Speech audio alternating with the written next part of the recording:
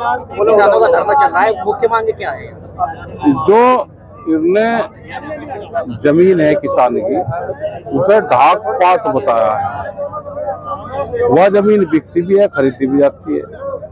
कब किस टाइम पे, राजा के टाइम पे चढ़ी, कहाँ चढ़ेगी, क्या चढ़ा दिया होगा, जनसंख्या कम थी। आज तो वे जमीन ने फसल दे रही है, खेती है, और इन्हें सड़क निकालनी तो उसका मुआवजा दे दें। और जगह परिवर्तन कर दिया तो यहाँ पे भी कर दे, नहीं तो ये आंदोलन चलता रहेगा। नहीं कि ये जो गवर्नमेंट है ये व्यापारियों की है, बड़े उद्योगपतियों की। अब उनकी नजरें किसान की जमीन पे है। हम जमीन बेचें बीघों में, हेक्टर में, और जब हम जमीन खरीदने जाएंगे तो वो हमें स्क्वायर फीट पर, मीटर में मिलती है, गज में।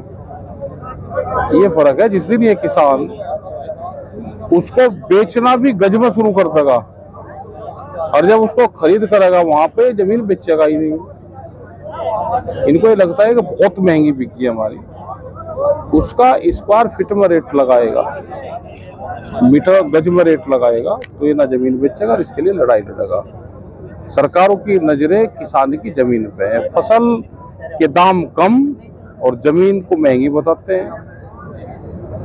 हमारी फसल क्विंटल में जाएगी, और जब हम खरीद करेंगे किसी भी चीज के कंज्यूमर बन के, तो पाव और केजी में आएगी, वो ग्रामों में आएगी।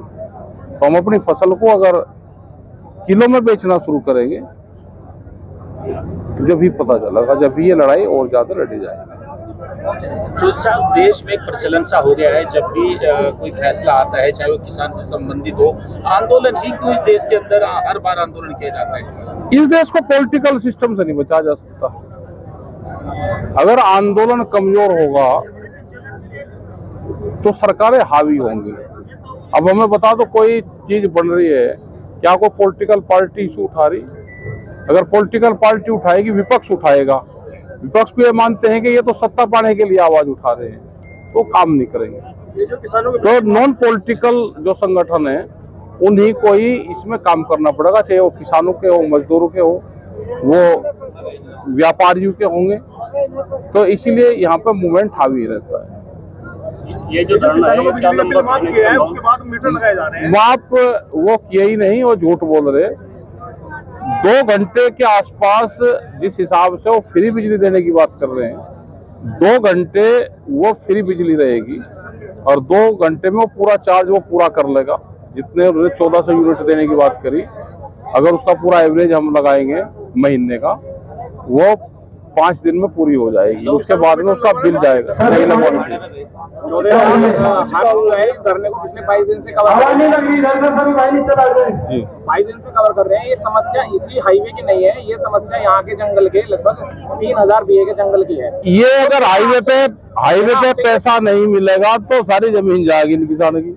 मेरा यही पूछना है आपसे, मैं मीडिया के माध्यम से, आप क्या संदेश देना चाहेंगे इस बात का? संदेश ये है कि हाईवे तो टारगेट बना के हाईवे वाला ले लो तो उनका भी मिलेगा, नहीं तो उनकी जमीन जाएगी, सरकार में दर्ज होगी जमीन। पट्टे आवंटित किए गए हैं, क्या उनको बचाव के लिए आप आंदोलन उसके लिए? बिल्कुल बचाव होगा। इसी तरह की जमीनों का कई गाँवों में मुआवजा मिला भी है, और यहाँ पर जो है इस जमीनों को अब कह के बंजर जमीन। देखो, जहाँ आंदोलन कमजोर होगा भाई वही बीमारी आवेगी।